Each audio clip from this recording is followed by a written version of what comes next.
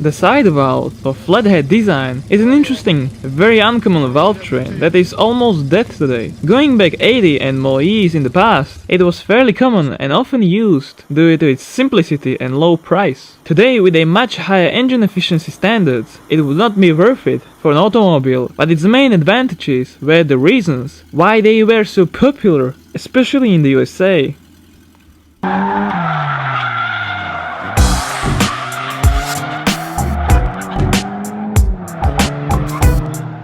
Ford Flathead V8. The Flathead V8 by Ford is set to start the popularity of affordable 8-cylinder passenger cars. The point was that they were very simple and cheap to produce, although they are not renowned for high efficiency. This side valve engine was manufactured for more than 20 years, covering displacements from 2.2 up to 5.5 liters.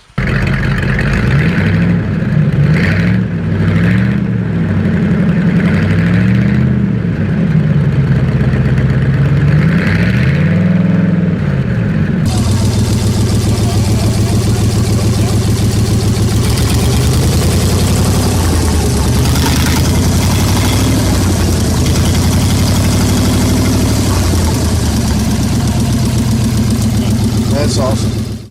Hudson H145. The Hudson Hornet was an over-engineered car back then. It did feature an LHead 5-liter engine, being the largest automotive 6-cylinder at its time.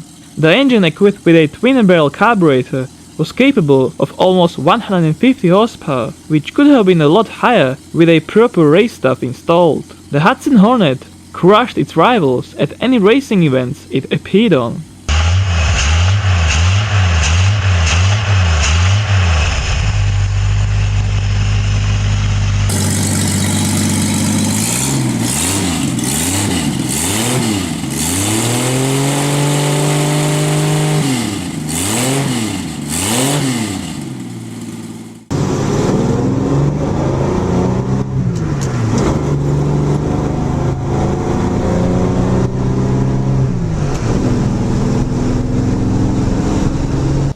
Harley-Davidson.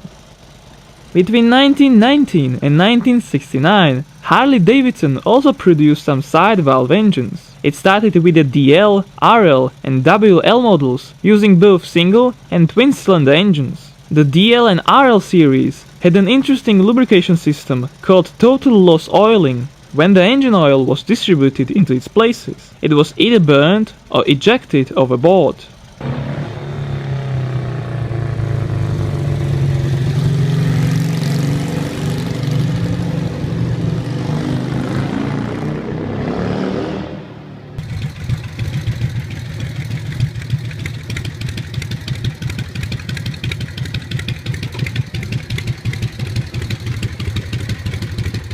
DMotor LF39. Although the Flathead technology may seem ancient and inefficient, it still has its place in many applications. Besides some smaller, like lawn movers or cultivators, a Belgian company, DMotor, has Flat 4 and Flat 6 engines using it. The LF39 is an aero, direct drive fuel-injected dry sump liquid-cooled engine sold for around 18,000 euros.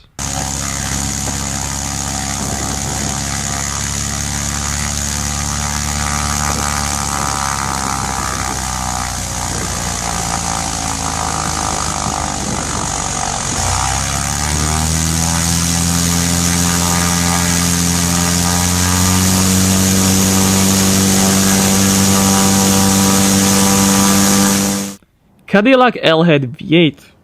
Besides Ford, Cadillac also introduced the Flathead V8 engine, which, however, happened to be born 2 decades before the Ford one. It was a 5.1-liter engine with a massive stroke length. This explains why it revved only up to 2400 rpm and made a peak torque from 18 to 2200 rpm. In 1930, they introduced a new one, displacing 5.8 liters.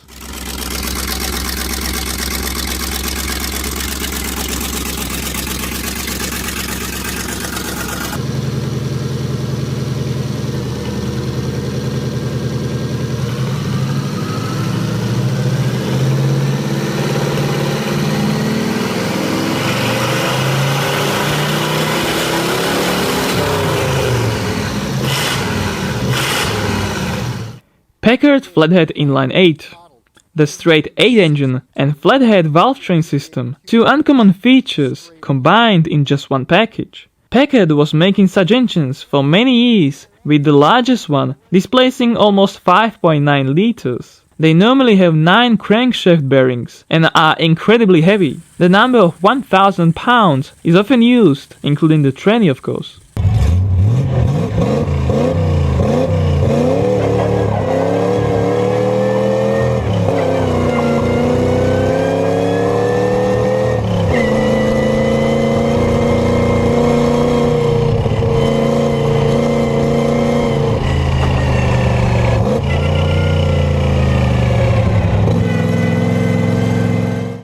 Chrysler Flathead. With engine layouts of straight 4, 6 and 8, Chrysler's Flatheads have a very long history. The smallest one, being a 4-cylinder, was a 2.8 liter. The biggest straight 8 had an engine volume of 6.3 liters. Also, the engine output range covered everything between 38 to 150 horsepower.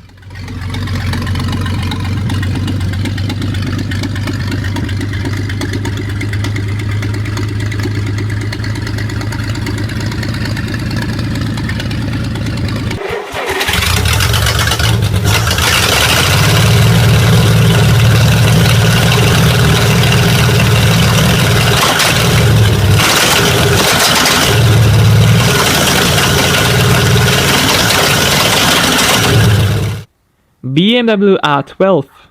Going back to motorcycles, BMW introduced the R12 model in the 30s using a boxer engine and flathead design. With a production number of over 36,000, the engine had 18 horsepower with a single carburetor, or 20, combined with a pair of them. It was a shaft-driven bike with a top speed of 75 miles per hour.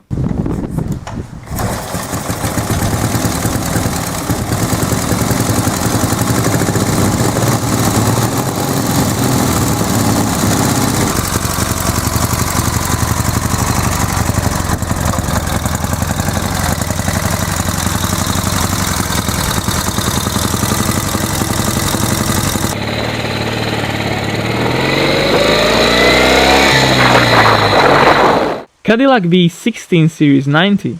The Cadillac 16 was 10 years old when its production was cancelled. Obviously, the only engine was a V16, which featured the LHead in 1938 to 1940. It was also extremely balanced and quiet engine. An interesting fact is that it could accelerate from 10 to 60 miles per hour in just 16 seconds using the top gear only.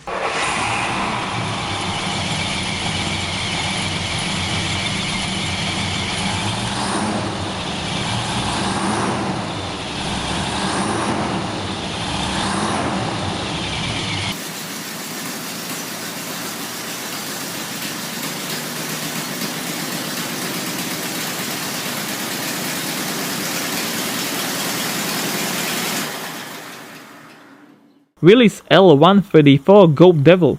This engine was a heart of the famous American military Jeep Willys MB. It was nicknamed as the Goat Devil, using an iron block and iron head. Being a military engine, it wasn't meant to be efficient, powerful, nor anything similar. It needed to last long. To give you an idea, it lasted more than 100 hours at 4400 RPM on the dyno.